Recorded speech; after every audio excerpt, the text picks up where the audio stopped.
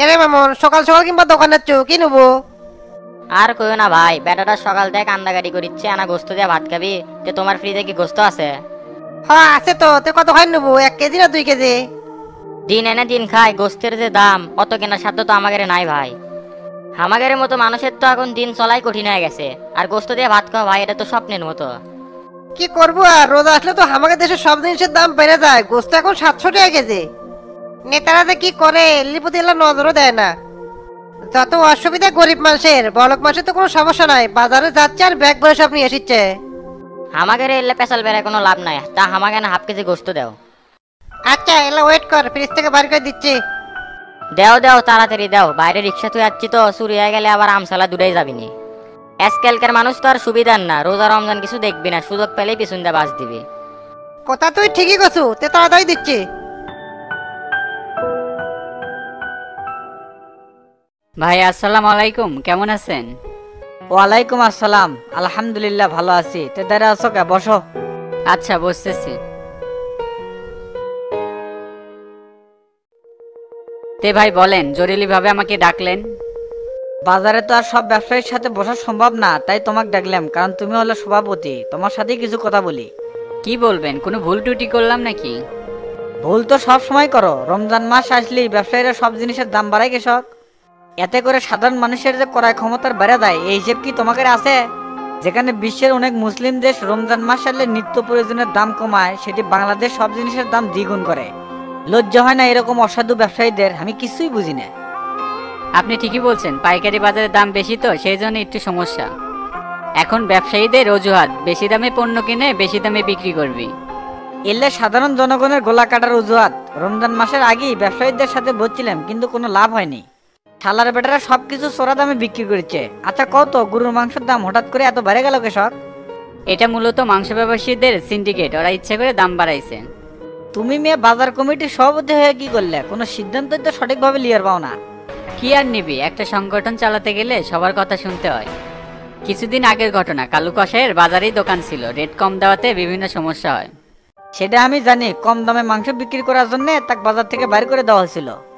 আর সেই কালু কষাইয়ের দোকানের ক্রেতার অভাব নাই, দিনের 10-12টা গরু জবাই করে। কালু কষাই যদি 550 টাকা করে মাংস বিক্রি করতে পারে, তোমরা পারো না কৃষক? এটা সিন্ডিকেটের কাজ সাজেই, তাদের অনেকবার তাগিদ দিছি, তারা কোনোভাবেই কান নাড়াচ্ছে না। আমরা কমিটির লোক সর্বোচ্চ চেষ্টা করতেছি দাম কমানোর জন্য, দেখা যাক কি হয়। হাই রে, সভাপতি হয়ে যাচ্ছে, এর পেছনে কেরাকাটি লাগাচ্ছে সে কথা কও, তোমাকে দিয়ে কিছু হবি না। উপজেলার চেয়ারম্যান আজাদ ওই মূলত এর পিছে কাঠি লাগাচ্ছে। শালার বেটা তো ব্যবসায়ীদের মধ্যে সুদের প্রচলন চালু করছে। বলো কি, এটা কি সমিতি খুলে ঋণ দেওয়ার মতন নাকি? জি ভাই, আসলে কমিটির সভাপতি হলেও কোনো সিদ্ধান্ত একা একা নিতে পারি না, আশেপাশে ক্ষমতাসীনের লোকেরা আমার উপর প্রভাব খাটায়। এলে অনিয়ম আর সহ্য করা যাবে না। বাজার কমিটির মিটিং এর আয়োজন করো, সমস্ত ব্যবসায়ীদের সাথে আমি কথা কবার চাই, সাধারণ জনগণ খুব কষ্টে আছে। ঠিক আছে ভাই, তাই হবে। তাইলে মিটিং এর তারিখ কবে দিব? আগামী পরশু ব্যবস্থা করো, এভাবে আর চলবে দেওয়া যাবে না। আচ্ছা ভাই, আমি তাহলে সবাইকে নোটিশ দিচ্ছি, এখন তাহলে উঠি। আচ্ছা যাও।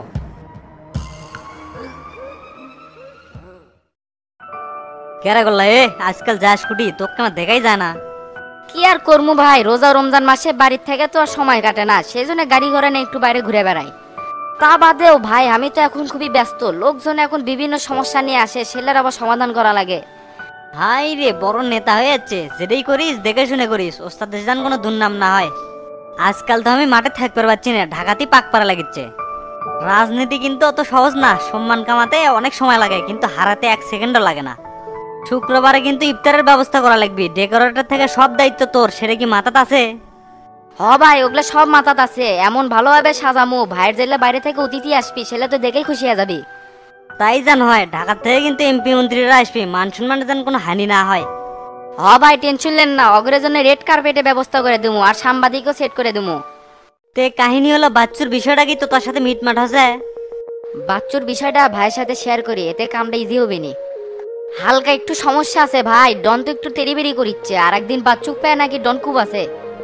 আমার তো মাথা সেদিন সেই হট হয়ে গেছিল, ফটিক যদি খালি আমাক না ঠেকালো নি তাহলে অকপোজ মেরে দিয়েছিলাম নি।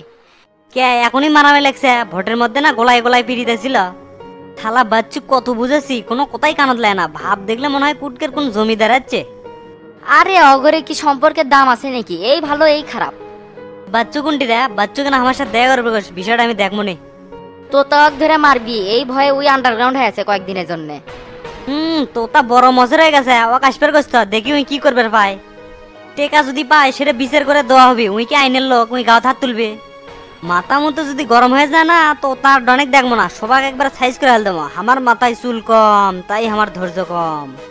দুই সাইডে ফকির মিসকিন একবারে উই বড় মসের ভাবিচ্ছে নিজে, তাই না? আমাদের মতো লোকের কাছে হাত দেখবিনি মাসের কয়দিন যায়। হ ভাই, আমারও তো সেই কথা। আমি ক্লাস 10-এ থাকতে পোজ মেরে যাচ্ছি, তাও আমার কোনো কিছু করে পারিনি। লে হসে, আমরা পিছনে আসিলাম দেখে তোর কিছু করবার পাইনি। এখন আর অত মারামারি করা যাবে না। কোন দেখেছ দেয়ালে পিঠ ঠেকে গেছে, তখনই ডাক দেবো, তার আগে না। হ ভাই, সেটা আমার মাথাত আছে। তো ওস্তাদ কুটি, ওস্তাদ দেখে আমার সকাল থেকে দেখিচ্ছি না। পিএসের সাথে তো ওস্তাদ সেই কখন বার হয়ে গেছে, কুটি যে আছে তা তো জানি না। আচ্ছা ভাই, তাহলে আমি না বাইরে গেলাম। ঠিক আছে, যা।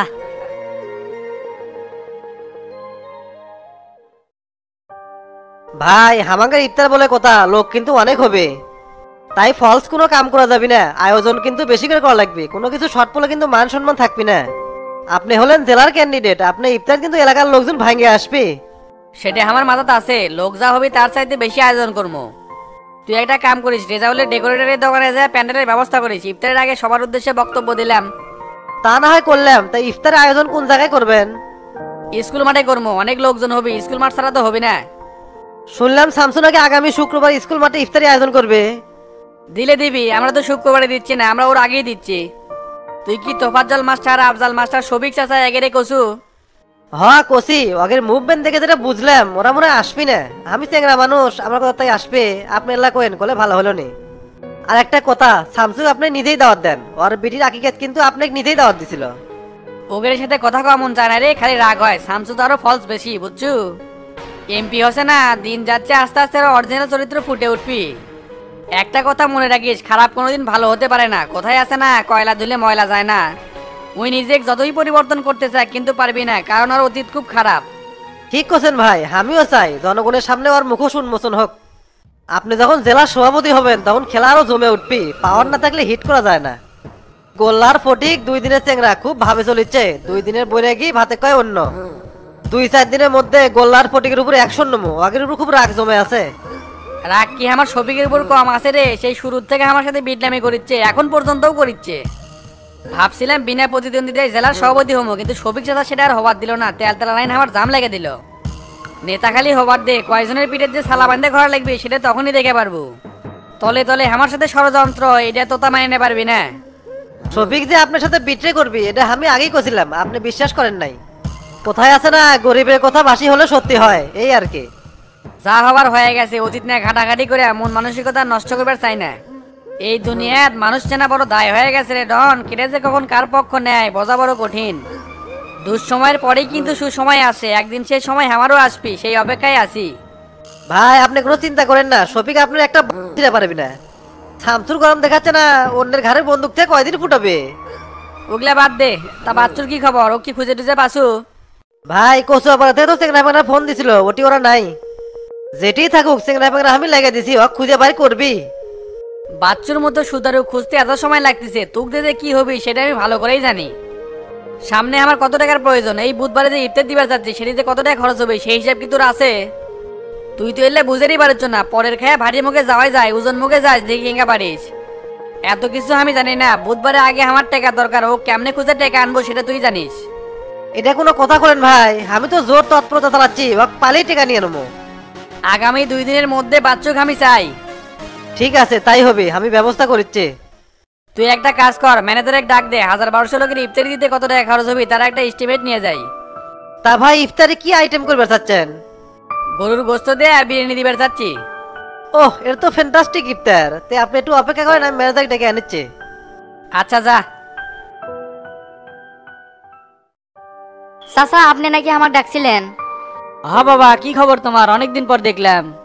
আলহামদুলিল্লাহ চাচা, অনেক ভালো আছি। তে হঠাৎ করে ডাকলেন, কিছু করবেন নাকি? তেমন কোনো কাজে ডাকি নাই তো, ফটিক তো সবসময় তোমার সাথে থাকে, ওর মাথাত কিন্তু একটু বুদ্ধি কম, ওকে না দেখে শুনে রাখো। আশপাশে তো আমার মেলা শত্রু, রাত বিরাত বেড়ে ঘুরে, এই জন্য না টেনশন হয়। বাপ মোরা সোল দীর্ঘদিন হলো আমার সাথে থাকে, ওর কিছু হলে আমার খুব খারাপ লাগবে। হ চাচা, এটা নিয়ে আপনার কোনো টেনশনই করা লাগবে না, ওর সব বিপদে আমি প্রোটেক্ট দিই। আর মনে করেন ওই আমার সাথে যতদিন আছে ততদিন ওই সেফে থাকতি, আপনার কোনো প্যারালাই লাগবে না। তোমার সাথে আছে দেখে না ভরসা পায়, তে কেসাল গন্ডগোল জান করো না, মিলামিশা থাকো। শুনলাম পুকুর পাড়ে টং ভরে নাকি জুয়া পারে, সেই বিষয়ে কি তুমি কিছু জানো নাকি? কয়েকদিন হলো ফটিক খালি আমার কাছে ঘ্যান ঘ্যান করে, তে প্রশাসনিক জানাবেছিলাম, তে কিন্তু চিন্তা করলাম যে না শিওর হইলে। আমিও তো তাই শুনলাম, কিন্তু চোখে দেখিনি। একদিন ধরার জন্য গেছিলাম, যে দেখি কেউ নাই। যদি খেলা অবস্থা তগরে দেখতে পাই তাহলে একেবারে খবর করে দেবো। আমরা থাকতে এই গ্রামে কোনো ধরনের অনিয়ম করবে দেবো না। না না, তোমাকে অ্যাকশন লওয়ার দরকার নাই, যদি ধরে পারো তাহলে আমাকে খবর দিও, যা করার আমরাই করবো নি। গ্রামে জুয়া পারলে সেগুলা বেড়া নষ্ট হয়ে দেবি, চুরি চারমারি বেড়ে দেবি। তাহলে এখন যাও, আর দেখে শুনে থাকো, আর যা করলাম তা মনে রেখো। ঠিক আছে চাচা, তাহলে এখন গেলাম। আসসালামু আলাইকুম। ওয়ালাইকুম আসসালাম।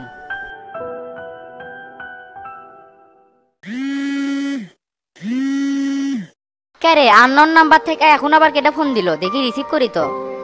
এই গোল্লা, এই আমি বাচ্চু।